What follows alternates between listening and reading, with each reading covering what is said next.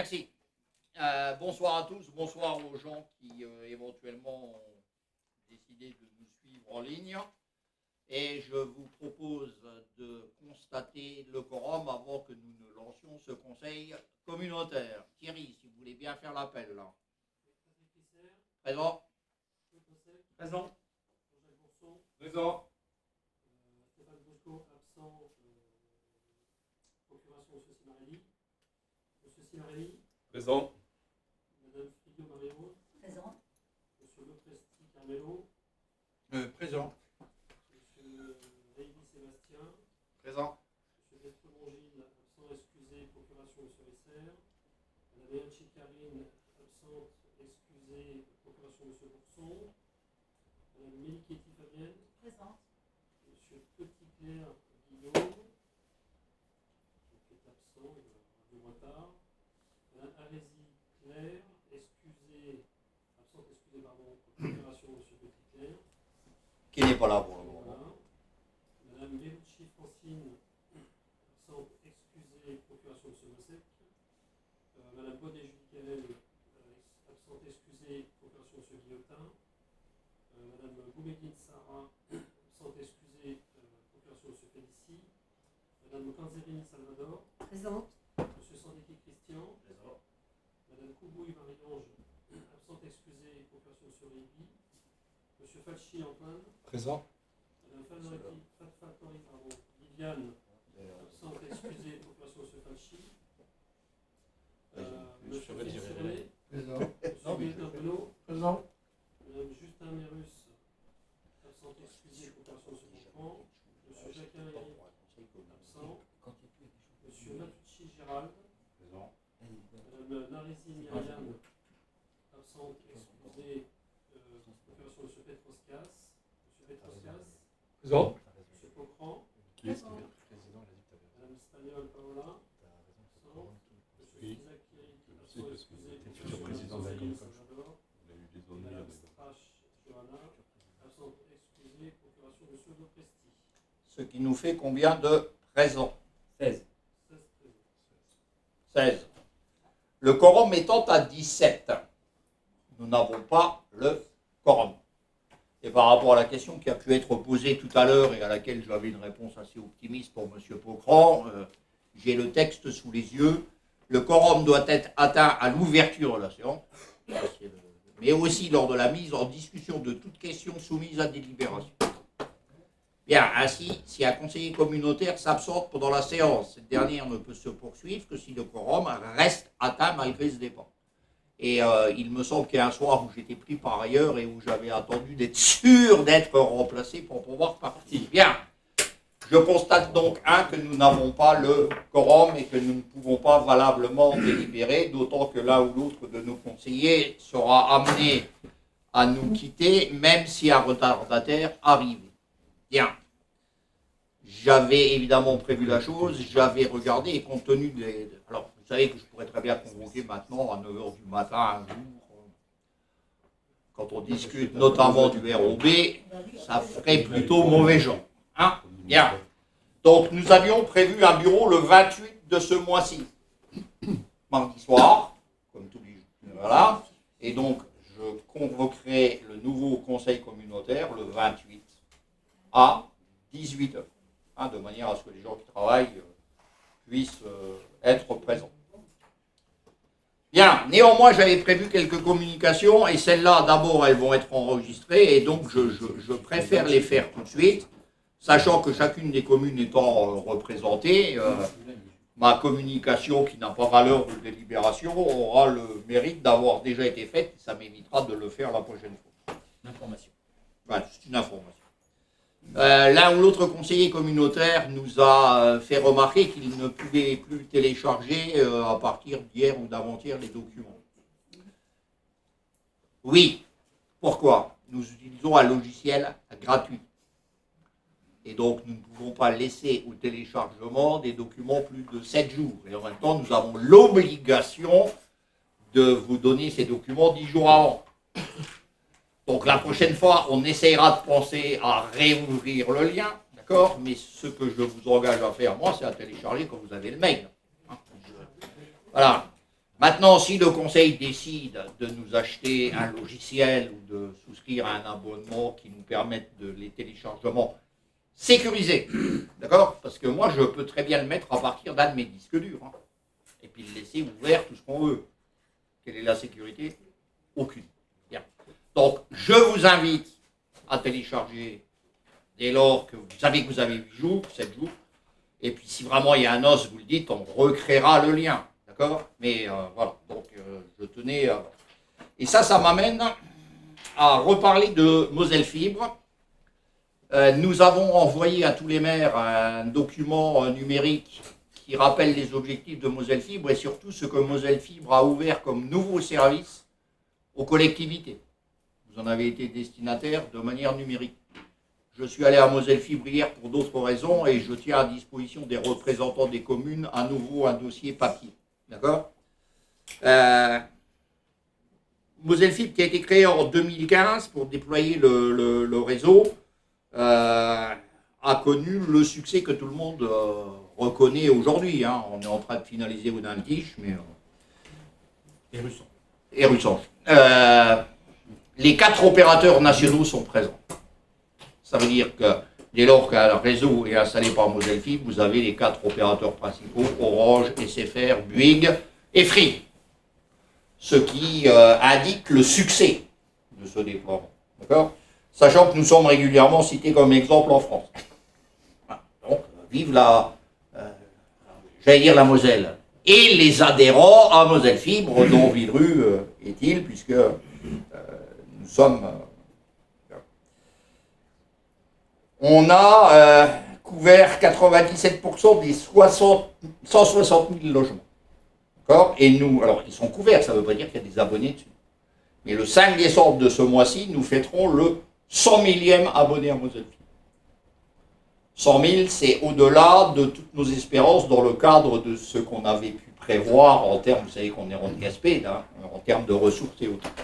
Ce qui fait donc que Moselle Fibre, qui a atteint ses objectifs, financièrement, est largement rentable. Allez, on peut dire comme ça. C'est-à-dire qu'entre les affermages qu'on nous paye, plus chaque fois qu'il y a un abonné qui s'inscrit chez l'un de ces opérateurs, il y a de l'argent qui revient à Moselle Fibre, je vous avais expliqué en d'autres époques.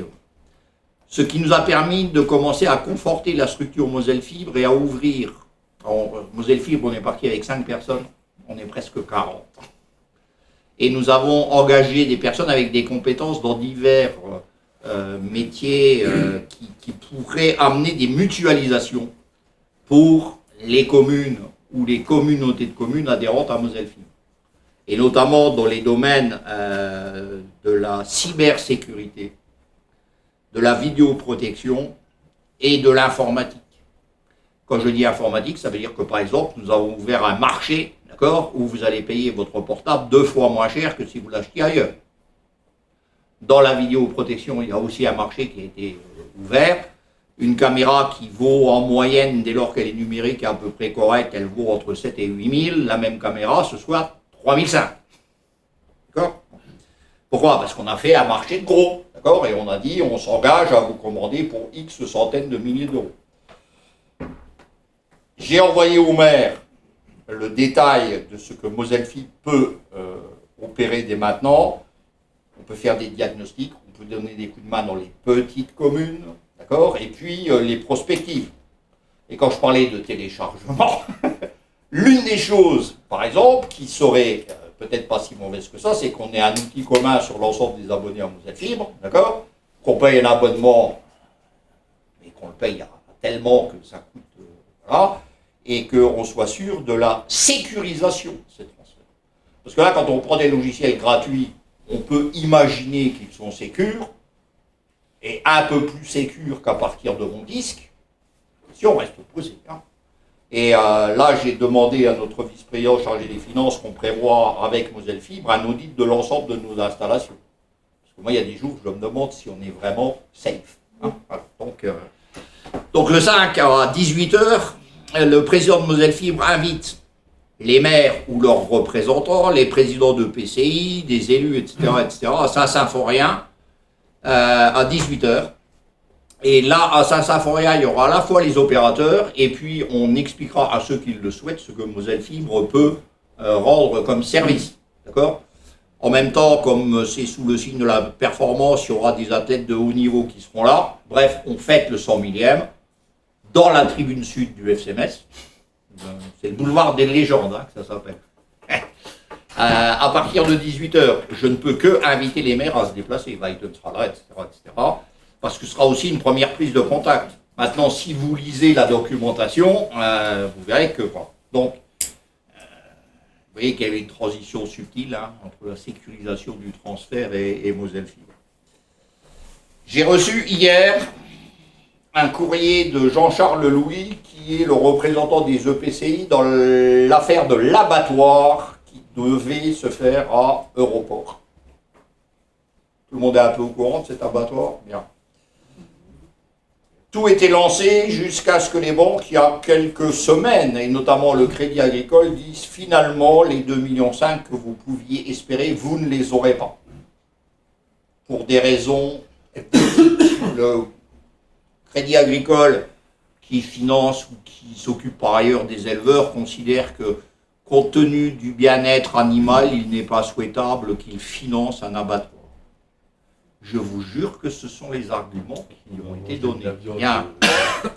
Les éleveurs, les syndicats d'agriculteurs sont intervenus autant que faire se peut, puisque dans le premier conseil d'administration qui s'était tenu, on avait fixé la date du 15 novembre comme date ultime pour avoir ce soutien des banques. Les dernières réunions se sont tenues avec le Crédit Agricole qui a dit non. Mais je veux dire, le non, il était décidé d'avance, quels que soient les arguments qui auraient pu être donnés par ailleurs. Vous avez peut-être un éleveur ou l'autre qui a participé à tout ça. Pour quelles raisons, on ne sait pas. Et en tout cas, certainement pas pour des raisons d'équilibre financier du projet et autres. Hein. Très regrettable, parce que nous nous retrouvons dans la situation où nous étions il y a... dans laquelle nous étions, c'est-à-dire que nous n'avons plus d'abattoir local, et qu'à part passer la frontière avec des carcasses, d'accord, il n'y a pas d'autre solution. Avec les frais que ça entraîne, etc. C'est-à-dire que l'abattoir de proximité, il n'y en a plus. Il y a un petit abattoir qui vient de s'ouvrir à Perles, mais qui fait 2 jours d'abattage. Il n'est pas improbable qu'on essaye de voir avec lui à créer quelque chose de commun. Et là, lui, ça, c'est un de ces jours, d'accord. Donc pour l'instant, je vous informe que l'abattoir n'aura pas lieu. Alors ça suppose donc la liquidation de la structure qui portait le projet, puisque les EPCI étaient actionnaires, d'accord, au même titre que les éleveurs. En gros, avec les études qui ont été lancées, etc., et l'argent qui a été récolté, en gros, si vous voulez, il y a 1 tiers qui va être perdu par ces études et 2 tiers qui sera à répartir aux actionnaires. Donc on devrait retoucher un peu d'argent, d'accord? Mais moi, qu'on touche de l'argent ou pas, on en touche, tant mieux. Je ne peux que regretter, et je le dis devant la télé, qu'une banque qui a soutenir le milieu agricole, d'accord, refuse de donner un outil sur un territoire quand même conséquent. Hein. Mettez-vous à la place notamment de zones, alors nous on a quelques éleveurs, pas tant que ça, mais mettez-vous à Cattenom, mettez-vous... Voilà. Bref. Décision qu'ils ont prise, que je trouve parfaitement regrettable, et je m'arrêterai là dans mes commentaires, parce que je pourrais être plus désagréable. Actuellement occupe les esprits la demande d'Autange de quitter la communauté de communes. Je voudrais revenir à la fois sur une chronologie des faits et des textes. D'accord? Et je pense qu'une fois que je l'aurai fait, ça devrait, comment je vais dire, calmer toute polémique possible. Alors, je l'ai fait parfois, je l'ai déjà fait au bureau, d'accord? Là, on est devant un conseil communautaire. Je vais citer un certain nombre de documents dont vous serez destinataire en tant que membre du conseil. Au bureau du 27 octobre, Fabien Menichetti, maire d'Autange, nous a informé de sa volonté, après avoir pris l'avis de son conseil municipal, de quitter la communauté de communes pour rejoindre la CCCE. C'était la première déclaration officielle, sachant que j'en avais été informé par ailleurs une quinzaine de jours avant. Je veux dire, ça s'est donc fait de manière assez transparente, ce qui m'a permis d'ailleurs d'aller rencontrer Michel Paquet, président de la communauté de communes, pour m'assurer d'un certain nombre de choses. Hein. Donc, dans ce bureau, j'ai fait une réponse et j'ai reprécisé un certain nombre de choses légales. Vous aurez ce document, mais je vais l'évoquer dans la suite de mon argumentaire. Le 6 novembre, une délibération à l'unanimité du conseil municipal d'Autun qui demande à quitter et qui motive. On va éventuellement revenir dessus. Et puis cette demande est passée au contrôle de légalité dès le lendemain, donc le 7 novembre. Donc tous les délais de cette procédure sont à compter du 7 novembre. C'est la date de lancement de l'opération. Cette délibération d'Autange commence par, vu le Code général des collectivités territoriales et notamment l'article L 52 14 26. Vous l'aurez dans ma note. Cet article, et en y faisant référence, c'est que la procédure demandée par Autange est une procédure dérogative. D'accord? Parce qu'il y a deux manières de quitter une interco, avec l'accord de l'interco que vous quittez et l'accord de l'interco qui vous reçoit. D'accord? Mais là, on se heurte à des difficultés, c'est des histoires de majorité qualifiée, etc. Plus, il suffirait dans ce type de discussion que Villerupt, qui représente plus d'un quart de la population, dise non, c'est terminé. Donc, et vous le verrez dans ma note, l'État a décidé que parfois, c'était quand même pas ce qu'il y avait de mieux et qu'il fallait pouvoir prévoir une procédure dérogatoire, parce que, après tout, la commune qui demande à quitter a peut-être de bons arguments, et que, évidemment, ça fait jamais plaisir à un EPCI qu'une interco la quitte. C'est pas ça. Donc, par dérogation à l'article, alors l'article qui définit tout ça, c'est l'article 5211-19. Par dérogation, une commune peut être autorisée par le représentant de l'État dans le département, après avis de la commission départementale de la coopération intercommunale, CDCI, réunie dans la formation prévue au second alinéa, je passe, donc en plénière. D'accord? Parce qu'il y a des commissions restreintes et puis il y a des commissions plénières. Donc ça doit nécessairement être une plénière. L'avis de la commission départementale de la coopération intercommunale est réputé négatif s'il n'a pas été rendu à l'issue d'un délai de 2 mois. Ce qui veut dire qu'à compter du 7, et donc on arrive au 7 janvier, il faudra que la CDCI se soit réunie et que le préfet les saisit. Bien. Ça fait un délai assez court. Mais, dans cet arrêt, dans cette délibération, Autange souligne des finances dégradées de la communauté de communes, lorsqu'elle le motive. Oui, mais ça se base sur une étude qui n'est pas récente, puisqu'elle prend 2018-2021. Et nous avons pris un certain nombre de mesures depuis. Des attentes insatisfaites de la population et souhaite un meilleur avenir pour notre population. Vous aurez mais je vous prends les gros titres. Et à ce titre, sollicite Monsieur le Préfet et sollicite la communauté de Cattenom et environ, c'est-à-dire Monsieur le Préfet, s'il vous plaît, commune 1, et sollicite la communauté de communes du PO Val d'Alzette pour qu'elle se prononce sur le départ de la commune d'Autange. Non, ça ne rend pas caduque votre délibération, mais ça n'est pas prévu dans la procédure dérogatoire. C'est-à-dire que dans cette hypothèse, l'assemblée de l'EPCI de départ n'est jamais consultée.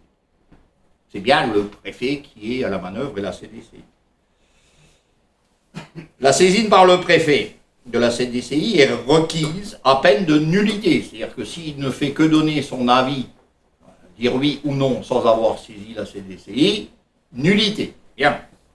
Par contre, quand la CDCI a donné son avis, il peut en faire ce qu'il veut. Nous sommes toujours d'accord? Donc, il faut une CDCI, mais ça n'est qu'un avis. Bien. Si ce n'est pas fait, procédure nulle. Le préfet saisi d'une demande de retrait au titre de la procédure dérogatoire doit en apprécier la pertinence au regard en particulier des objectifs de rationalisation des périmètres des EPCI, je passe, de l'existence d'un bassin de vie, de l'accroissement de la solidarité financière ou encore de la réduction du nombre des syndicats de communes et de syndicats mixtes qui résulterait du retrait de l'adhésion à la commune concernée. Donc, ce sont des critères sur lesquels le préfet a à juger. Nous sommes d'accord ? À tout moment de la procédure, le préfet peut estimer que le projet de retrait-adhésion ne remplit pas ses objectifs et qu'il ne donnera pas suite. À tout moment. Enfin, le préfet veille également à ce que l'ensemble de la procédure se déroule en concertation avec les élus afin qu'ils puissent exprimer leur point de vue. On ne nous demande pas notre avis, mais on pourrait être amené à aller voir monsieur le préfet de Moselle. La procédure est donc aujourd'hui strictement encadrée au fin de limiter les risques de déstabilisation. C'est pas moi qui invente tout ça, hein. Précision financière et fiscale. Et là, je vais insister. Il y a un document qui est prévu à l'article L5211-39-2 doit décrire les incidences de la mise en œuvre de l'opération envisagée sur les ressources et les charges des communes et EPCI concernés, tant en section de fonctionnement qu'en section d'investissement. En dépenses de personnel, je passe sur tous les détails de cet impact financier, vous aurez. L'étude d'impact doit également indiquer une clé de répartition estimative de l'actif et du passif entre là où les communes, le ou les établissements publics concernés. C'est pas rien, hein? Bien. Une étude d'impact, donc, qui devra être jointe à la saisine du conseil municipal des communes et de l'organe délibérant, ou des EPCI, voire, et c'est là qu'il faut aller jusqu'au bout, à la saisine de la CDCI. Ce qui veut dire que cette étude d'impact doit être à disposition de la CDCI le jour où elle se réunit pour donner un avis. Je l'avais souligné dans le bureau, c'est un gros boulot qu'a à faire la commune d'Autange et dans un délai qui est contraint. Bien. Moi, dès lors que j'ai dit ça, d'accord, il y a une procédure qui est en route, et comme je l'ai dit dans le journal, je n'ai plus rien d'autre à déclarer. Voilà. Et mon avis important peu, je ne le donnerai pas. Et je ne le donnerai pas pour deux raisons, et là j'insiste. Nous avons déjà eu des mouvements dans notre interco, dans le mandat précédent, assez violents. Nous en avons eu un récemment, bon, et puis nous avons celui-là. Donc je préfère ne pas insulter l'avenir. Parce que si Autange n'allait pas au bout de sa procédure, nous avons encore 2 ans et demi de mandat. Alors vous pensez bien que je ne vais pas me faire de Fabienne une ennemie à vie, d'accord, parce qu'elle a osé demander à nous quitter. On a encore, dans ce cas-là, hein, je ne préjuge pas des décisions, mais 2 ans et demi à passer ensemble.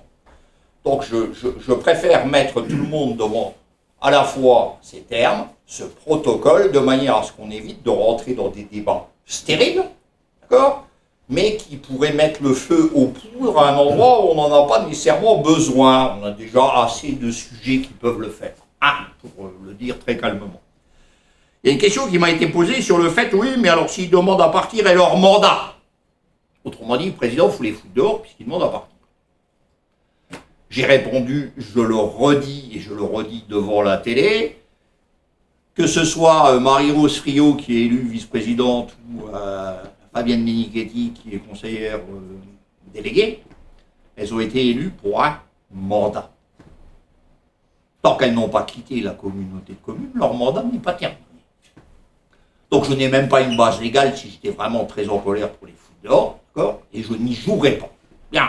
Maintenant, si elles considèrent qu'elles doivent, ça c'est tout à fait autre chose, mais je n'ai pas à me prononcer là-dessus. Un élu est élu pour un mandat, je peux suspendre temporairement, je passe deux choses, mais suspendre ou virer définitivement, je ne vous dis pas. Pour ceux qui ont fait le mandat précédent, il y a 3 communes qui avaient demandé à nous quitter, hein. D'accord ? Il n'y a pas un vice-président qui a souhaité à l'époque. Parce que dès que vous commencez à mettre le nez sur la manière de foutre un vice-président dehors, j'aime autant vous dire que vous n'êtes pas sorti de l'aubaine. Voilà. Donc, Ces documents seront fournis aux conseillers communautaires, Thierry, d'ici la fin de la semaine. D'accord? Donc,